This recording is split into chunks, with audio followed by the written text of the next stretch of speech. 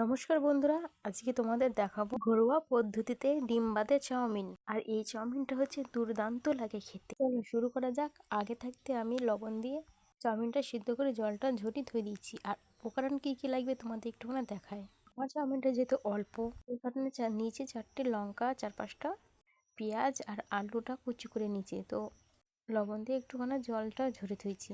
আর একটা ম্যাগি মশলা, আমি আগাই বানাবো যেহেতু, সেই কারণে আগাটা আমি ধরিয়ে দিয়েছি, কড়াইয়ে তেল দিয়ে দিয়েছি। এবারটা ভাজার বাদামটা ভেজে তুলে নেব চাউমিনের মধ্যে।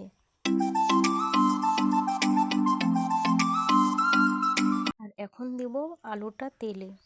তো আলুটা খুব ভালো করে ভেজে নেব, একেবারে মচমচে করে।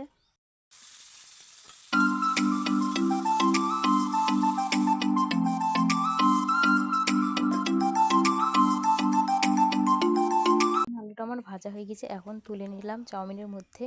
তো আমার কাছে সাদা তেলটা কম ছিল, সেখানটায় আমি 2 রকম তেল দিয়েছি, সাদা তেল তার সাথে সর্ষের তেল। এখন লঙ্কাটা দিয়ে দিলাম তেলের মধ্যে, তার সাথে সাথে পেঁয়াজটাও দিয়ে দিলাম। আর একটুখানি চিটিফোঁটা লবণ দেবো, যেন তাড়াতাড়ি একটু ভাজা ভাজা হয়ে আসে।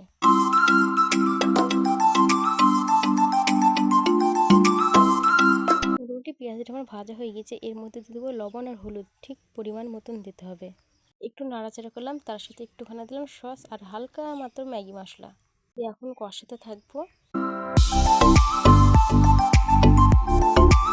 এইদিকে আমার ভাজা হয়ে গেছে, এখন দিয়ে দেবো চাউমিন, বাদাম, তার সাথে আলু ভাজাটা। একটু নাড়াচাড়া করবো আর ভালোভাবে একটু মিশাতে হবে। আর হ্যাঁ, তোমরা যারা সস খেতে চাইবে না, ঠিক তারা সস দিবে না, সস ছাড়াও ভালো লাগবে এই চাউমিনটা। এখন চাউমিনটা একটু ভাজা ভাজা করব, একটু শক্ত শক্ত হয়ে যাবে। আর চাউমিনটা আমি একটু শক্ত থাকতে নামিয়েছি, খুবই গরম।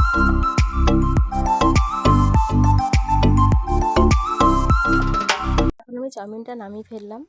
শসা নেই, শসা ছিল না, শুধু পেঁয়াজ আর তার সাথে সস দিয়ে উপরটা সাজিয়ে দিলাম। এই চাউমিনের রেসিপিটা কেমন লাগলো কমেন্ট করে বলবে। আর যদি ভালো লাগে লাইক কমেন্ট শেয়ার করে দিবে আর চ্যানেলটা সাবস্ক্রাইব করে দিবে। দেখা হবে পরের একটা নতুন রেসিপি নিয়ে।